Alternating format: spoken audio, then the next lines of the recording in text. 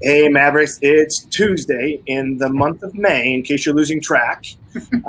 But we're definitely excited that we have two awesome guests from Thrive Therapy based in Denver Metro, Colorado. And we're going to talk about some of their unique things about how they're doing mobile, telehealth. So stick with us while we find out how they're pushing the envelope in creativity during this COVID pandemic. But as always, I want to give a big thank you to our amazing supporters and sponsors. We have Assured Partners of Colorado, who is experts in long-term care. Insurance, we have Heartland Pharmacy, who is a fantastic long-term care pharmacy serving our senior communities. Fading Memories by Jennifer Fink. It is a podcast that you must listen to. And finally, Routinify, who is helping connect and support telehealth visits, families and seniors through their amazing application and device. For more information, visit our website to learn more about these companies. And finally, we have our show host sponsor, Serenity app, which is connecting families through their secured HIPAA-compliant application.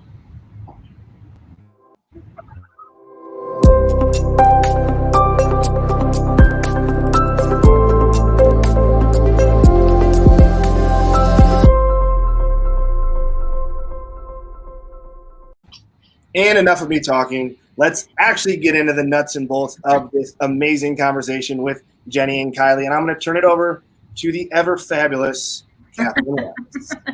Hi, everybody. So great to be here. And Kylie and Jenny, I'm sorry, my little puppy is here with me and she keeps sticking her head up. So we were talking about babies potentially interrupting. This is life. This is life in COVID. So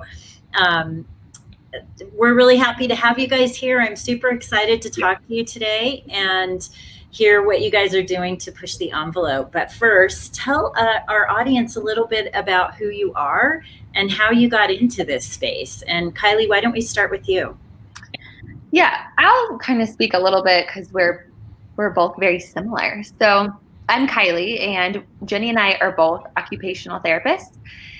And we started working in skilled nursing facilities and then outpatient facilities, independent living, assisted living. And we just constantly saw the cycle of individuals getting hurt, injured, having a disease, going to the hospital, going to the skilled nursing facility, going home, and then returning.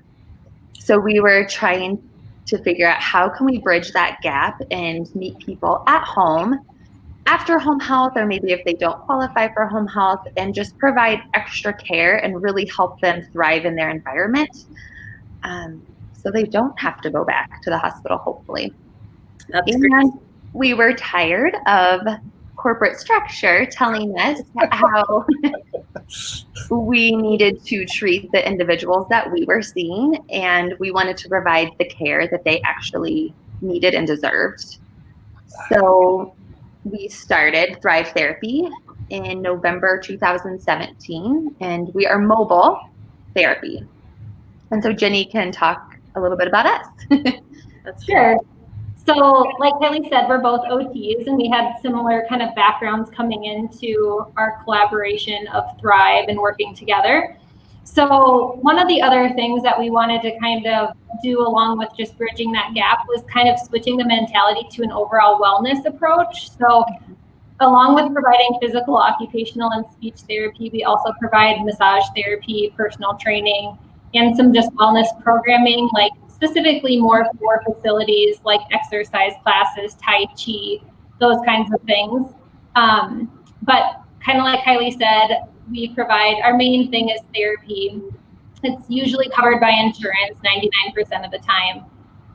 And we try to meet people where they're at. So maybe that's at home in their apartment, but maybe it's at the grocery store or at Starbucks or at a fitness center, kind of working on the skills that they need to do to get back to that community living, where home health is, they're just regulated and they're not able to do things with people out in the community. It's like once they're not homebound anymore, that's kind of the end. So we're kind of trying to bridge that gap after home health.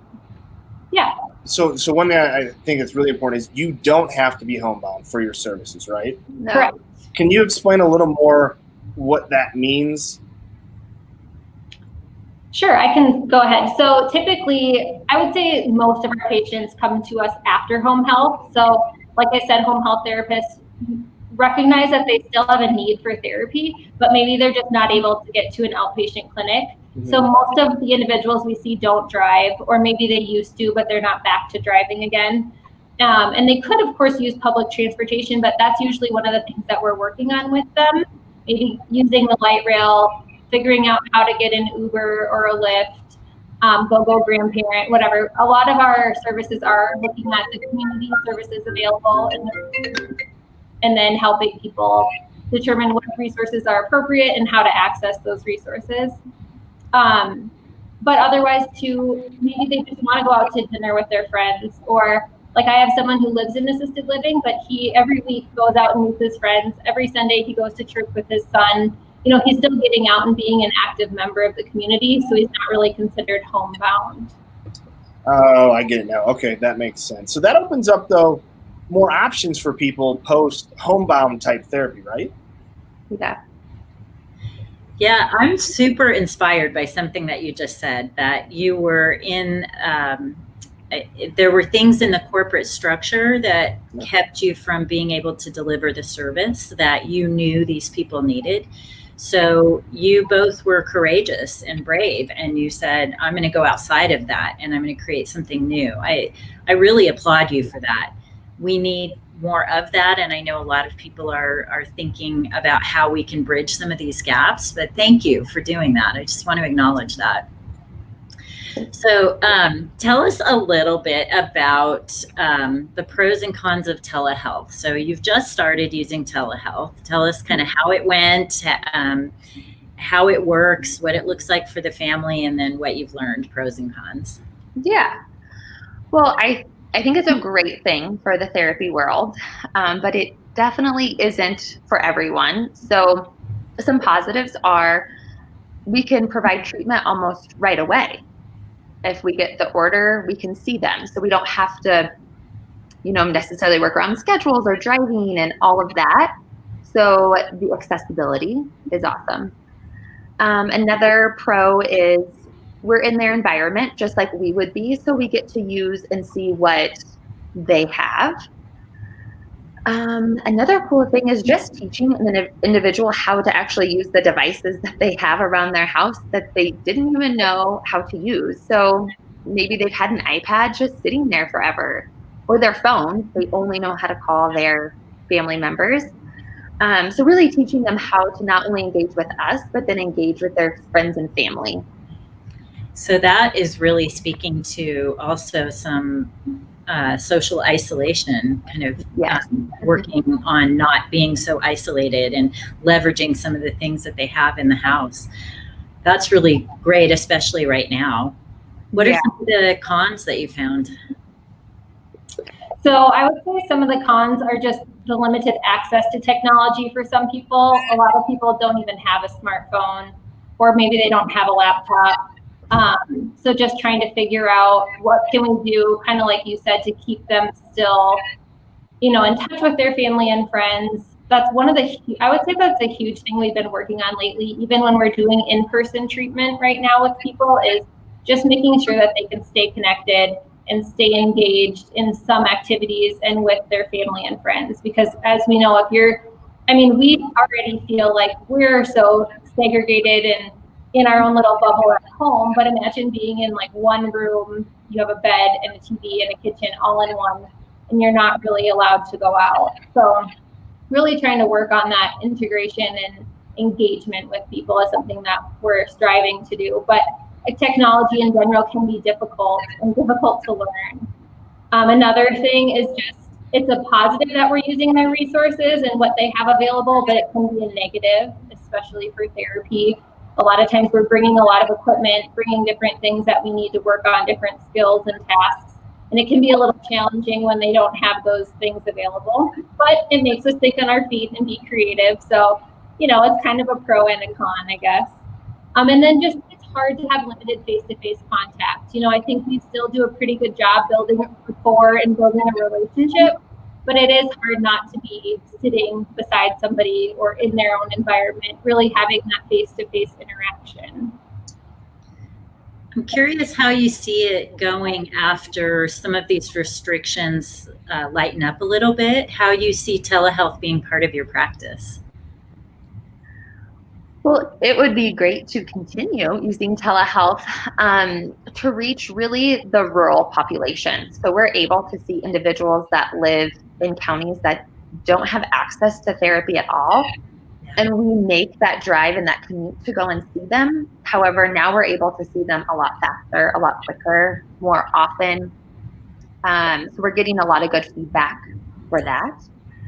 I think, again, going forward, telehealth isn't for everyone. So there's going to be those patients that it works perfect for, and we can really make a difference. And then there's some other people that really just need hands-on and us there. Yeah. So go ahead, Francis. Are you guys seeing when you're working with a particular resident, is there a staff member of that facility or family member with them to assist with the telehealth? Or is it kind of the patient themselves is navigating it? That's a good question. So since this all started, we didn't really have time to think and process all of it and plan for telehealth to happen. Who did? Yeah. So we've just had to kind of roll with it. And a lot of individuals that do live at home, they might have a caregiver or a family member that can help, and that's been great. Cognition is a huge piece in this. So if they are significantly cognitively declined, this might not be the best way. We could educate caregivers and other people. So we've really had to decide who is it appropriate for and who needs us in person right now. Yeah, that makes a lot of sense because we are doing a ton of telehealth for all of our locations, but we have a dedicated staff member that is there with them the whole time. And knock on wood, we've had some very awesome outcomes because we're able to kind of help be that integrated navigator, because if we just gave somebody the device, they would look at it and go, oh, that's cool, and set it down. Right? Yeah. You know? So I think it's showing the importance of that idea of teamwork, right? You guys are adapting to your team, the team or the family has to adapt to the changes to be part of that care circle that Catherine has talked a ton about. Is that connection. So that's really cool. That's awesome. I'm excited. That's awesome. That's really awesome. Yeah. And I love that it broadens your reach. So do you work only in Colorado? Can you work across state lines? So Medicare just rolled out that you are able to work across state lines, but we're still kind of navigating that. We haven't seen anyone outside of the state, but I guess it is a possibility. So that's cool. That's really cool. I always think about I have a community who uses my product in Grand Junction. Yeah. And they have a hard time getting support there for a lot of their older adults. So I think it's interesting that now, you just have this whole world open to you. And it sounds to me like you're thinking of this as just one more tool in your toolkit. For the people that it works for, you have it available. And maybe sometimes you see them in person, sometimes you see them via telehealth. I have to be honest, there are meetings that I've been able to attend since we've been in COVID. I haven't been able to before because I didn't have to drive. There wasn't a lot of pre-planning. It was I could just hop on Zoom. So same for me. My time has been a million times more efficient because I'm not having to commute as much. I mean, I do still, but I can be more engaged in certain aspects because I'm dropping, 20 or 30 minute drive time down.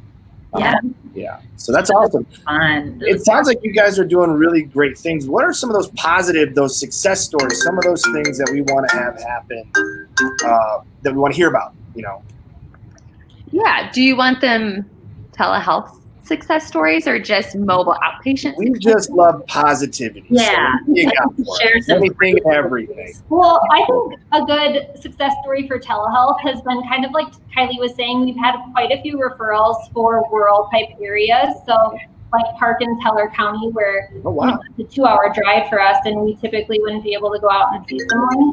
And a lot of these referrals too are for home modification. So one of the roles of occupational therapists is to look at someone's environment in their home setup and determine whether it's safe and the things that can be done to make it a safer environment. So, again, the person has to be a little bit higher level or have somebody that's available to kind of walk around the house in video. But it really has worked well to be able to talk with someone through video, have them walk around, show us the home environment and setup, and then we can give recommendations. And I've even had them measure things for me and try to determine, what's the best option for them. And they're living in, who knows where, not close by where I would be able to go out on a typical day or time to see them. So I think that's been a really good success story. And like Kylie said, we're able to do it right away. So when I called to set up the evaluation, the gal was actually caught off guard, like, oh, I just got this referral 2 days ago and you're already calling me to set something up. So she was very surprised at just the convenience and the quickness of how it can all happen right away. That speaks volumes. That the ability to deliver services faster can only be beneficial to the people receiving them and to the people providing them. Yeah. How fun. Do you have some other success stories you want to share? Yeah, we just mobile outpatient therapy in general. We've had different individuals that have lived like in an independent living, but they're so high level that they decide that they want to move back to an apartment or back home. Wow. And how can they make that transition happen? Is it a smart decision? Is it not? And since we're mobile, we're able to kind of walk with them through that. So we've helped individuals move to different areas and then go to the grocery store with them. Can they do that on their own? Help them go back to their rec center. Maybe meet a friend for lunch and just be able to navigate that because they still have a lot of independence. They just needed ways to kind of tweak it to be safe. Can I ask for those people, what was that trigger that made them want to make that switch? Was there anything that happened? I think a lot of individuals that, they might have family support or they might not, but they're in that limbo of, if I lived in independent living and I was around a lot of people, would I like that?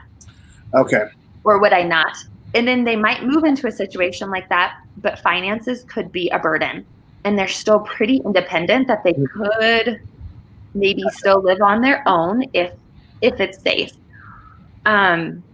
But also us helping them navigate, maybe you do have a clean, you hire someone to come in and clean. Maybe you do hire someone to just help with a few things.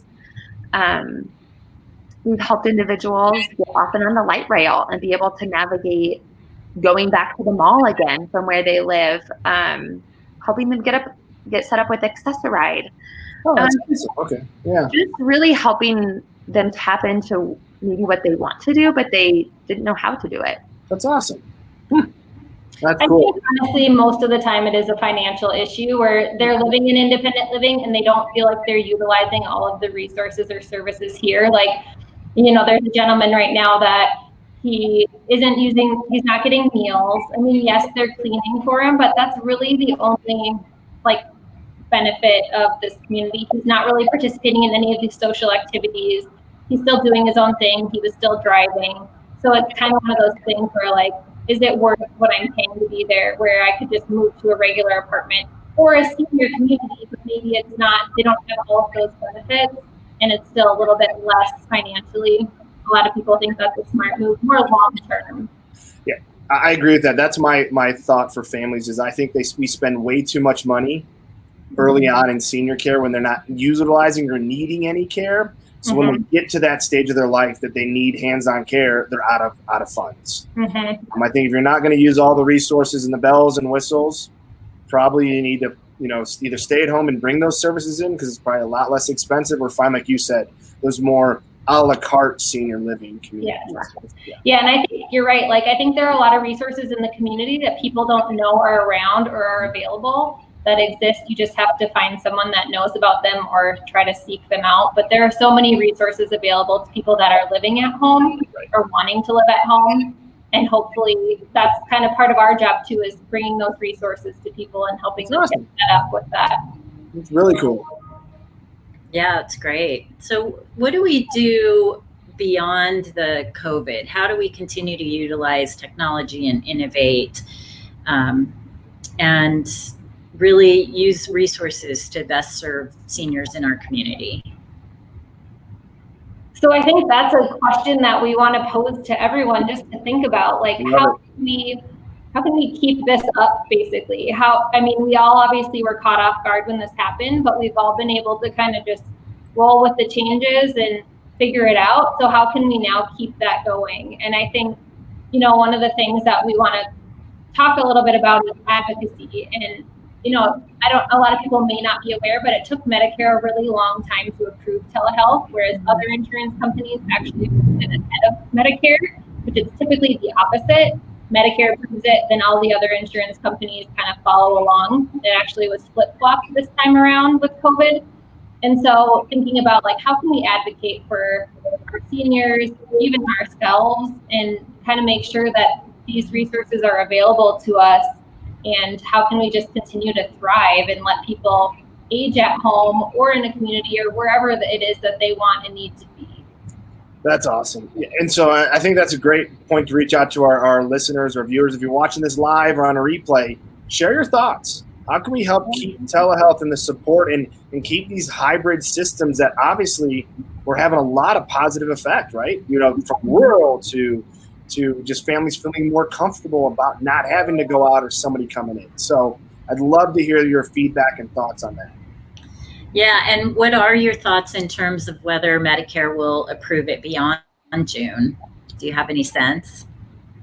I mean, I think there's only been positive feedback, so we're hoping it continues. I think COVID is going to be around for a while, and they might have to keep adapting and keep trialing it, and we hope that stays around. Yeah. I just hope they still. I think what it shows us is what both of you said early on, is you got away from the red tape to be more limber and dynamic, right? And I want companies to think about that, and health insurance companies as well too. Now is the time to be able to pivot and be agile and adjust, right? Because we need their support to continue to do these great things you guys are. That would be my challenge to any of the bigger companies, is figure out how you can get more nimble, be more agile. Yeah, and so one of our questions always is, what action do you want our listeners to take after this? And I think you just answered that with really, really advocating for it and letting your voice be heard. So how would you recommend they do that? Well, just being aware of who your political leaders are in the area that you live in. You can send a simple email, you can call, and just let them know your concerns or your thoughts. Right. And it can be about anything. So just advocating for maybe yourself or a loved one. And we did it enough that they heard and they passed telehealth. So don't be afraid to speak up. And now, is this on, I want to clarify, on the state or local level? Should people be getting expressing their voice, or both? I would say both, honestly. I think it just takes a greater number, honestly, and it can be so simple. I think people get a little bit nervous, what if they answer, what am I going to say to them? But there are so many templates and things you can find online where it's literally already all typed up for you. You just can add a couple things, put your name in there, and send it off. So I think it can be a lot more simple than people realize. And when you call them, you're most likely not going to talk to the actual politician anyways. You're going to talk to either an assistant or you're going to leave a message. So, again, it's just the idea of actually making the effort to do it. That's so great. And Anne asked the question, how do we advocate? So I think we should take an action here and put something together if there's not something already, and we'll post it in our Facebook group and share it with people so that they can easily advocate for it. We always like to give love to anybody who gives a comment. So that's my aunt who actually lives in New York State. So I wondered how she was related. Hello, New York. Hello, Anne. Nice to meet you. No, it's a great question, because I think all of us want to be, have that positive impact on people, but a lot of times we don't know where to start. And so we'll put a little rubric or checklist together and share it as well too. So I'll give people at least some maybe rough framework or where to go to get to be able to start this. Yeah, that would be great. So tell us. Go ahead. So I was going to ask our question about, who do you consider a Maverick in your life? Well, Jenny and I collaborated because we have a lot of Mavericks in our lives. But Krista Covell-Pearson started a mobile outpatient therapy company up north in Fort Collins area about 10 years ago. So she gave us the inspiration to kind of do this. We can do it. Even though it's scary at first and we didn't know what the heck we were doing. But so she's given us guidance and mentorship along the way, and we can all make a difference. And I think too, she kind of started this before it was really, anything, a thing. Like nobody knew what this was, what this model was. She kind of helped develop the model itself. And then she's really adapted to changes and been on top of what's happening with Medicare, what's happening with insurance. How can we think outside the box more? How can we reach the most people with this type of model? So I think she's really been innovative and creative in her approach. That's awesome. Great. Love it. Yeah, and I love how you guys are just began to run with it too and really have a positive impact. I think it's so important to keep pushing these envelopes that you guys are doing. I really mean that. Yeah, and when you started your business, Kylie, you just said you didn't know what you were doing, but you dove in and you did it. And that's what we really want to, as Mavericks of Senior Living, we want to really encourage people. Just take action, take a step, and you'll learn as you go. And that's what Kristen did, right? She didn't know 10 years ago what this would look like. So really exciting. So last question, how are you creating hope for the way we age?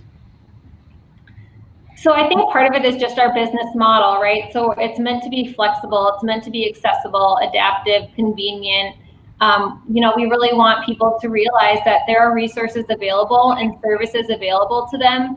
They just might not know they exist yet. So we're really trying to just get the word out that, things are out there, especially for our seniors, and especially now with the new technology, telehealth, mobile practices.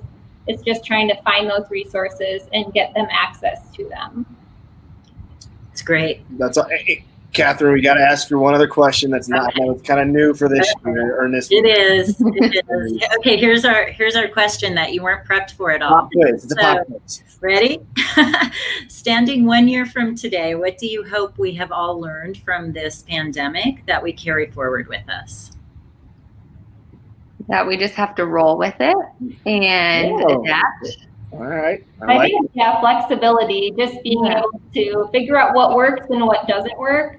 And, hopefully what works will stick. Like we've said, if telehealth is working or different uses of technology, then let's keep that going. And why go back to how things were? I think people talk about going back to the normal or how things were, but I think we really do need to change what we were doing for the better. Yeah, I agree.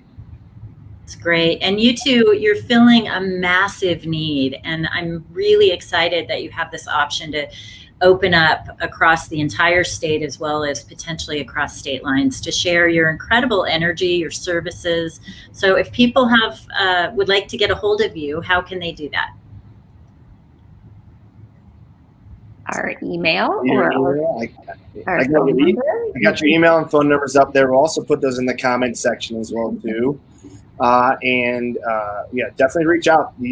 Jenny and Kylie both know a lot, and they're great resources. And as you guys can attribute, there's a lot of resources you can connect people with, even if you can't provide that, right? Yeah, exactly. And I think we're always trying to learn more too. So if you have a resource available or something innovative or different that you do, please let us know. We'd love to learn more about everything that's available. So great to talk to you both today. Yeah, you too. Thank you for sharing this amazing service, and we're here to support you. And so keep on keeping on. Yes, and love what you guys are doing, and this is great for the future. I really think it's only going to continue to grow and be such a needed and helpful service. So thank you. Yeah. Thank you for being here. Bye, everyone. And we will see y'all Friday. We've got another Facebook Live on Friday, so stick with us and continue to see how everyone is beginning to adapt and push forward in the COVID era, pandemic. I don't know what to call it. So. Whatever it is. Until next time, we'll talk to y'all soon.